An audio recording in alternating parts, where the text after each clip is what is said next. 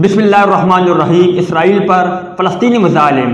10 साला फ़लस्तीनी बच्चे की फरियाद सुनकर सैम बिलिंग भी अबदीदा हो गए। उन्होंने अपना बयान जारी किया। अस्सलामु अलैकुम दोस्तों, आज के ज़ेर नज़र वीडियो में आप भाइयों को इसी बारे में बताएंगे, मगर मज़ीद तफ़सीलात की तरफ बढ़ने से पहले इस वीडियो को लाइक करें और कमेंट सेक्शन में आप भाई अपडेट के मुताबिक अपनी राय का इज़हार ज़रूर करें।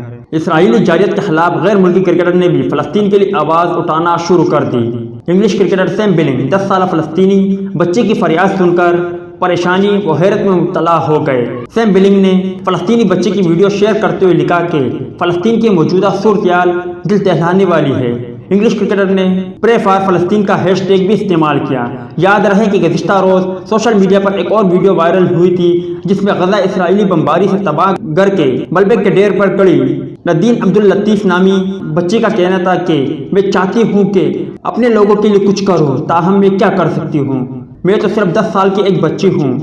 मैं जब ये सब देखती हूँ तो मुसलसल रोती रहती हूँ। बच्ची के मुताबिक मैं खुद से कहती हूँ कि हम सब इसके अहल क्यों है। मेरी फैमिली कहती है कि वो सिर्फ हमसे नफरत करते हैं, वो हमें पसंद नहीं करते क्योंकि हम मुसलमान हैं। आप मुसलमानों के साथ ऐसा रवैया क्यों इख्तियार करते हैं। नदीन अब्दुल लतीफ़ का कहना था कि आप मेरे अक़ब में बच्चों को देख सकते हैं, आप इन पर मिसाइल से हमला करके कत्ल क्यों करते हैं, ये ठीक नहीं है। 10 साला बच्ची की वीडियो को देखकर हर आंख निम हो गई।